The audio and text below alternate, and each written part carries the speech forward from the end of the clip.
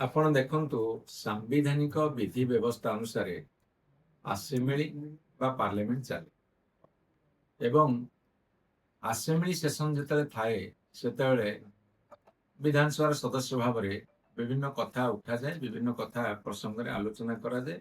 ତାପି ସବୁ ନୀତି ନିୟମ ଅଛି ଏବଂ ବିଧାନସଭାକୁ ସୁଚାରୁ ରୂପେ ଚଳିବା ପାଇଁ ଷ୍ଟାଣ୍ଡିଂ କମିଟି, ହାଉସ୍ କମିଟି এইভাবে ভাবে অনেক গুড়িয়ে কমিটি ଅଛି বিভিন্ন বিভাগ। ତେଣୁକରି ଯେତେବେଳେ ଆର୍ଥିକ ବର୍ଷ ସରେ ମାର୍ଚ୍ଚ ଏପ୍ରିଲ ମାସରେ ସେତେବେଳେ ଗୋଟିଏ ବର୍ଷଟି ଷ୍ଟାଣ୍ଡିଂ କମିଟି ଏବଂ ହାଉସ୍ କମିଟି ମାନ ଗଠନ କରାଯାଇଥାଏ।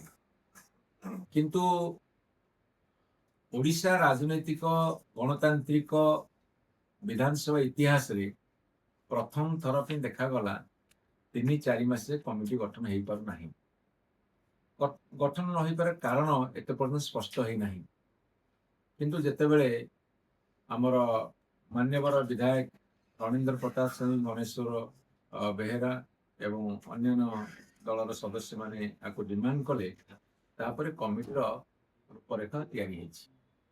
ଏଠି ଆପଣଙ୍କୁ ଆଉ ଗୋଟେ କଥା ମୁଁ ସ୍ପଷ୍ଟ କରିଦେବାକୁ ଚାହେଁ ଯେ କମିଟିକୁ ଯୋଉ ନିର୍ବାଚିତ ହୁଅନ୍ତି ସେଇଥିରେ ନୋମିନେସନ ପତ୍ର ଭରାଯାଏ, ନୋମିନେସନ କରାଯାଏ, ନାମାଙ୍କନ ପତ୍ର ଭରାଯାଏ।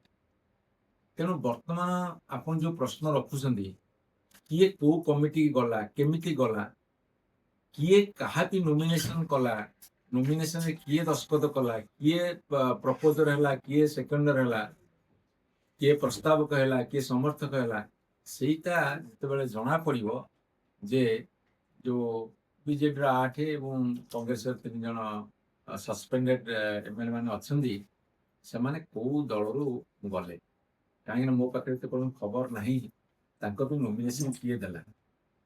ନୋମିନେସନ ମତେ ଲାଗୁଛି ବିଜୁ ଜନତା ଦଳ ତରଫରୁ ଦିଆ ହେଇନାହିଁ, କିନ୍ତୁ ସରକାରୀ ଦଳ ତରଫରୁ ଦିଆ ହେଇଛି କି ଏ କଥା ଯେତେବେଳେ ସ୍ପଷ୍ଟ ହେଇଯିବ ଜଣା ପଡ଼ିବ ସେ କୋଉ ଦଳର ପ୍ରାର୍ଥୀ ହିସାବରେ ବିଭିନ୍ନ କମିଟିକୁ ଚୟନ କଲେ।